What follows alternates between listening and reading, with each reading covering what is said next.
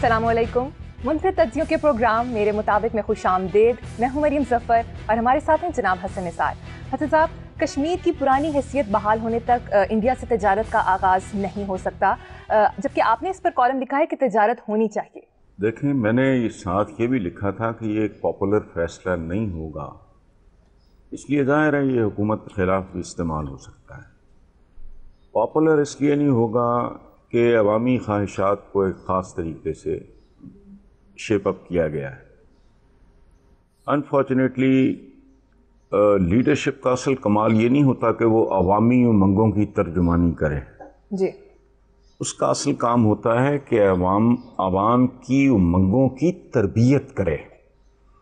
वरना हम आवाम क्या चाहते हैं वो आपको भी पता है, मुझे भी पता है। पाकिस्तान में ये लाहौर में जो थिएटर के साथ जो हुआ वो अवामी उमंगों की तर्जुमानी थी। लोगों ने वैसे ही उसको राइट ऑफ ही कर दिया। अच्छा, ये फैसला पॉपुलर तो डेफिनेटली नहीं था, लेकिन मेरे नज़दीक दयानतदाराना राय मेरी ये है कि ये ज़मीनी हक़ाइक़ के बिल्कुल मुताबिक था, और ज़मीनी हक़ाइक़ बहुत बड़ी रियलिटी होते हैं। जी। दुख मुझे इस बात पे होता है कि इस खित्ते के लोगों को पता नहीं, I don't know what's wrong. हमारा माइंडसेट या हमारा डीएनए का कोई प्रॉब्लम होगा। उधर भी यही हाल है माशाल्लाह, उधर तो बद से बदतर है। 100 साल आपस में जंगें लड़के गोरों को अकल आ गई। ये यूरोपीय यूनियन क्या है, इन लोगों का माजी क्या है, ठीक है। और ये कितनी अहमकाना एक इलॉजिकल बात है कि वाहगा बॉर्डर के उस पार साथ ही पैदा होने वाली चीज़ें वहाँ से बॉम्बे जाती हैं, बॉम्बे से फिर वो यूएई जाती हैं, वहाँ से अगर उनको हम इंपोर्ट करते हैं कीमत में बेतहाशा इजाफा फ्रेट वगैरह की शक्ल में हो जाने के बाद, और अवाम को प्रायोरिटीज़ आई डोंट नो, जब तक दोनों तरफ से प्रायोरिटीज़ का असर नौ तय्युन नहीं होगा, कोई मैच्योरिटी नहीं आएगी। और इन दोनों चीज़ों को आपस में कंफ्यूज नहीं करना चाहिए। बेहतरीन डॉक्टर अगर आपके पड़ोस में हिंदू है, मुझे बताओ किसी का अगर बच्चा बीमार है, वहाँ मुख्तलिफ मज़हब के मुसलमान डॉक्टर भी बैठे हैं, लेकिन एक डॉक्टर की शोहरत बहुत ज़बरदस्त है। यदि वो सर्जन बड़ा अच्छा है, फिजिशियन बड़ा अच्छा है, वटेवर, क्या करोगे आप? ये इस तरह होता नहीं। मैंने एक बार कहा था कि ये आलू, टिंडे, टमाटर, यान, ये हिंदू सिख मुसलमान नहीं होते। लेकिन बहरहाल हुकूमत की अपनी मजबूरियां हैं, अंडरस्टैंड। और कुछ लोगों की ग्रोथ भी जो है वो इसी तरह की होती है। शायद मैं ही गलत हूँ, मुझे तो इस पर कोई मैं बज़िद नहीं हूँ इस बात पे। मेरी अपनी अप्रोच है, मैंने उसका खुल के इजहार कर दिया था। बहरहाल मेक एनी डिफरेंस। और दूसरी बात एक और है, अगर लंबी चली जाए, ईस्ट पाकिस्तान तो गैर मुतनाज़ इलाका था, वो भी हमारे साथ नहीं रहा, तो उसका आज तक दुख है, अफसोस है। वो बांग्लादेश कैसे बन गया? सो कश्मीर भी जब बनना होगा बन जाएगा। चलें बहरहाल ये बिल्कुल ऐसा ही है। हसन साहब, महंगाई 7 माह की बुलंद तरीन सतह पर है, जबकि वज़ीर आज़म ने कहा है कि रमज़ान में वो कीमतों की खुद निगरानी करेंगे।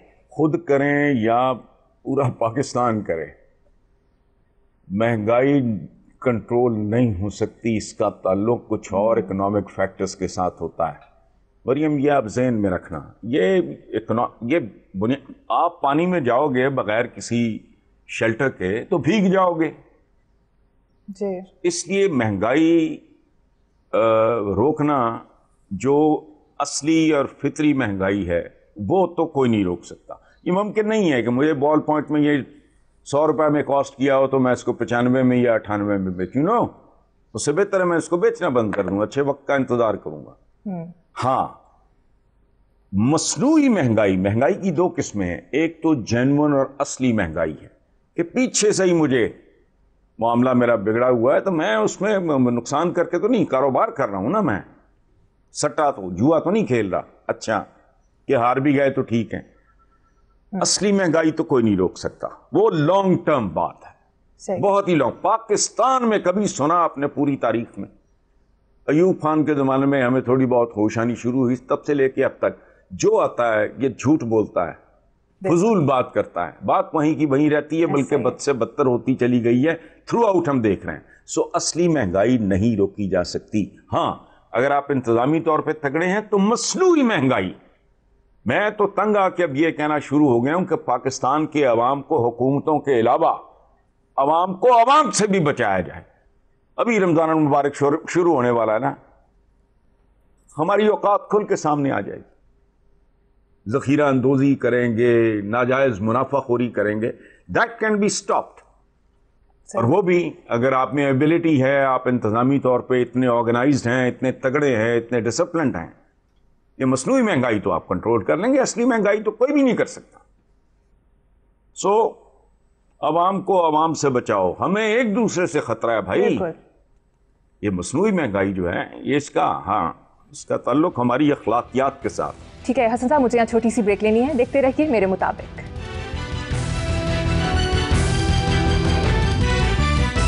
Welcome back. حسن صاحب, اس سے پہلے ہم کرنٹ افیئرس کی بات کریں. یہاں میرا آپ سے ایک مختلف نوعیت کا سوال ہے.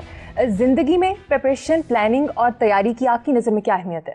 اچھا, یہ مریم بہت شرارتی سوال آپ نے کیا ہے. یہ آپ کو بیسیکلی مجھ سے نہیں, تیاری کی, پریپریشن کی, ہوم ورک کی جو قیمت اور اہمیت ہے یہ آپ پی ٹی آئی والوں سے پوچھیں. یہ بھی ہے کہ تیاری نہ کرنے کی کیسی قیمت چکانی پڑتی. صحیح بات ہے, یہ ان سے پوچھیں. چونکہ میرا زندگی میں اس طرح کا کوئی تجربہ نہیں ہے. میں نے جس کام میں بھی ہاتھ ڈالا ہے پوری تیاری کے ساتھ ڈالا ہے الحمدللہ. لیکن ان لوگوں نے انہوں نے سمجھا کہ تیاری صرف کنٹینرز کا نام ہے, تقریروں کا نام ہے, جلسوں جلوسوں اس چیز کا. لیکن بہرحال سوال آپ کا بہت قیمتی ہے, بہت خوبصورت ہے, اور سو کالڈ کرنٹ افیئر سے کروڑ گنا بہتر ہے. دیکھو, زندگی کے لیے تیاری نہیں کرو گے تو زندگی عذاب بن جائے گی. بالکل. اور موت کے لیے تیاری نہیں کرو گے تو موت عذاب بن جائے گی. ایسا ہی ہے. سو اس لیے پریپریشن بہت. ایک چھوٹا اسکول گوئنگ بچے سے لے کے ایک بستر مرگ تک پہنچے ہوئے آدمی تک تیاری بہت ضروری ہے, ورنہ آپ کو اس کی قیمت چکانی پڑتی ہے. اس کے کانسیکوینسز جو ہیں وہ پھر آپ کو فیس کرنا پڑتے ہیں. اور ایک بات یاد ہے, یہ اسپینش کا ایک محاورہ سا ہے کہ جو ایک ویل پریپیئرڈ آدمی ہوتا ہے, جس نے پراپرلی تیاری کی ہوتی ہے, ایسا ایک آدمی 10 آدمیوں کے برابر ہوتا ہے. یعنی ایک ویل پریپیئرڈ آدمی ایسے 10 لوگوں پہ بھاری ہوتا ہے جنہوں نے کوئی تیاری نہیں کی ہوئی. ٹھیک ہے. اور ایک عربی محاورہ ہے, اس کا ترجمہ یہ ہے کہ تیاری کے بغیر, یعنی کوئی روڈ میپ نہ ہو, کوئی سر پیر نہ ہو, سفر کا آغاز کرنے والا مسافر بدنصیب ترین ہوتا ہے, جس کو منزل کا ہی نہیں پتا, جس کو رستوں کا ہی نہیں پتا, جس کو اونچ نیچ, اس کو یہ نہیں پتا بیچ میں دریا کتنے ہیں, جھیلیں کتنی ہیں, دلدلیں کتنی ہیں, وہ منزل پہ پہنچ پائے گا. اس کو تو منزل تک کا نہیں پتا. اور آخری بات میں وہ کروں, بڑی خوبصورت ہے جی. انگریزی میں ایک مثل مشہور ہے کہ prepare and prevent instead of repair and repent. بعد میں تیاری ہے. اچھا وہ کیا ہے؟ وہ لیک آف تیاری ہے نا, کہ وہ جنگ کے لڑائی کے بعد یاد آنے والا تھپڑ یا مکہ ہے جو اس کو اپنے منہ پہ مارنا چاہیے. اور میدان جنگ میں تیاری کرنے والا, میدان جنگ میں جنگ شروع ہو چکی ہے, آپ تیاری کر رہے ہو, اس طرح کا جرنیل کبھی جنگ جیت نہیں سکا. پوری تاریخ اس بات کی گواہ ہے. بہرحال it was a good question. یہ جو روندوں سے سوال ہوتے ہیں نا, کرنٹ افیئرز یہ وہ وغیرہ, اس سے تو بہت بہتر ہے. ٹھیک ہے حسن صاحب, واپس کرنٹ افیئرس کی طرف ہی آتے ہیں. ڈسکا الیکشن میں تحریک انصاف کی درخواست مسترد ہو گئی ہے. پورے حلقے میں اب الیکشن 10 اپریل کو ہوگا. یہ 1 اپریل کو ہونا چاہیے تھا, کیونکہ ہر الیکشن لوگوں کو بیوقوف بنانے کا ایک ایپیسوڈ ہوتا ہے. ایسا ہی ہے. مجھے ایک بات بتاؤ مریم, آپ ماشاءاللہ, ہاں آپ کی جنریشن ایسی ہے, آپ زیادہ فارورڈ لکنگ ہو, زیادہ پڑھے لکھے لوگ ہو.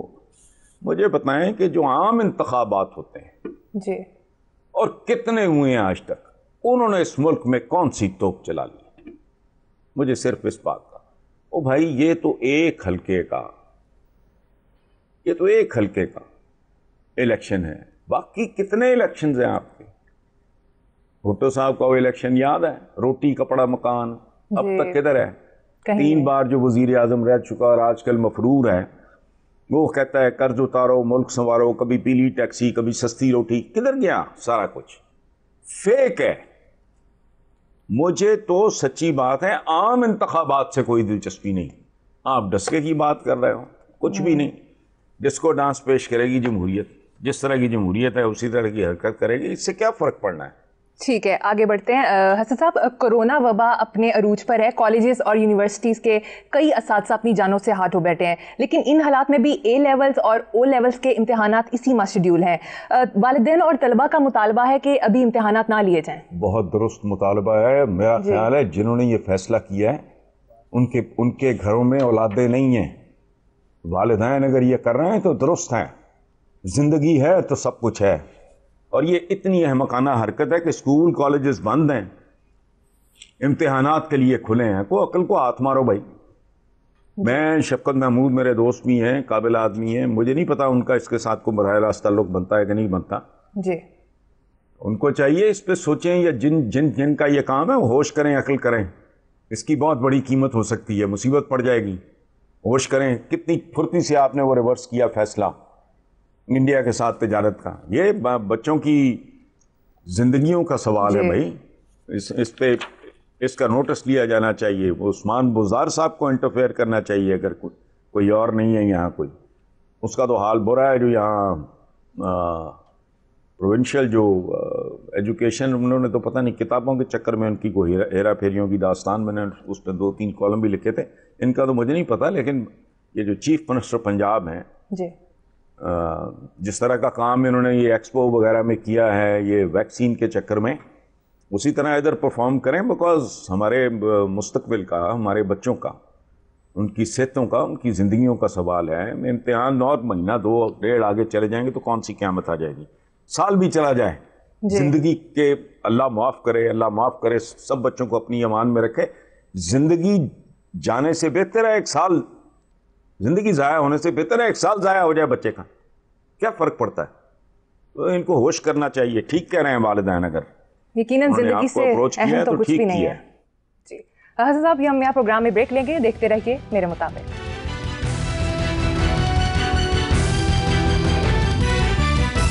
Welcome back. حسن صاحب، آپ سے میں نے پوچھنا تھا جدیدیت کا کیا مطلب ہے، یہ ذرا ایکسپلین کر دیں. دیکھیں، بیسیکلی ہم جن چیزوں کو جدیدیت سمجھتے ہیں ان کا جدیدیت کے ساتھ قطعاً کوئی تعلق نہیں ہے. آپ پیزا کھانے سے اور پاستا کھانے سے اور وہ مزے کا خیز لباس پہننے سے یا لیٹسٹ ماڈل کی گاڑی رکھنے سے، میں اس طرح کی چیزوں، یا بڑا بڑی یہ جو سیل فون اٹھائے پھر رہے ہیں، یہ نہیں. جدیدیت کا مطلب ہے فکری اور سماجی تبدیلی. فکری اور سماجی تبدیلی دکھائی دے. اس کی وجہ ہے کہ اصل جو مطلب ہے اس کا تعلق ہے کہ ہر نئی ایجاد کے ساتھ نئے رویے اور نئی ضروریات ایجاد ہوتی ہیں. آج تک ہم جیسے لوگوں کو گاڑی چلانے کی تمیز نہیں آئی. سڑکیں جو ہیں دے فلڈڈ ود رنگ برنگی گاڑیاں اور یہ وہ سارا. سلیقہ نہیں آیا، تمیز نہیں آئی، چونکہ ہمارے لیے گاڑی آسمان سے ٹپکی ہوئی چیز ہے. جنہوں نے پہلی بار ڈیٹرائٹ میں گاڑی چلائی فورڈ نے، وہ ساتھ ساتھ جیسے جیسے گاڑی امپروو ہوتی گئی ویسے ویسے ان کے اندر ٹریفک سینس ڈیولپ ہوتی گئی. دے گرو ٹوگیدر. ہمیں چونکہ باہر سے چیزیں ہمارے اوپر ٹپکتی ہیں، ہمیں ان کے استعمال کا سلیقہ، کرینہ، تمیز اور تربیت نہیں ہوتی. سو بنیادی طور پہ جدیدیت ہے فکر کا جدید ہونا، رویوں میں تبدیلی لانا. جی ٹھیک ہے. اور ایک بات بڑی امپورٹنٹ ہے، اس میں حراری نے لکھی ہے کہ مذہبی اختلافات، خرافات، فروعات اور روحانی آدرشوں کو ترقی کی راہ میں رکاوٹ ڈالنے سے روکنا لازمی ہو جاتا ہے. اگر یہ آبسٹیکلز ہوں گے آپ ترقی کر ہی نہیں سکتے. 100 سال لگے رہو. اور جب تک کوئی معاشرہ عقلی اور سائنسی اصولوں کے مطابق منظم نہیں ہوتا، وہ رلتا ہی رہتا ہے. وہ مہذب دنیا کی ٹھوکروں میں رہے گا جب تک وہ اصولی، عقلی اور سائنسی اصولوں کے مطابق وہ اس کو آرگنائز نہیں کیا جاتا. یہ ہے موٹا سا. ٹھیک ہے حسن صاحب، افسوسناک خبر شامل کریں گے، نامور گلوکار شوکت علی صاحب انتقال کر گئے ہیں.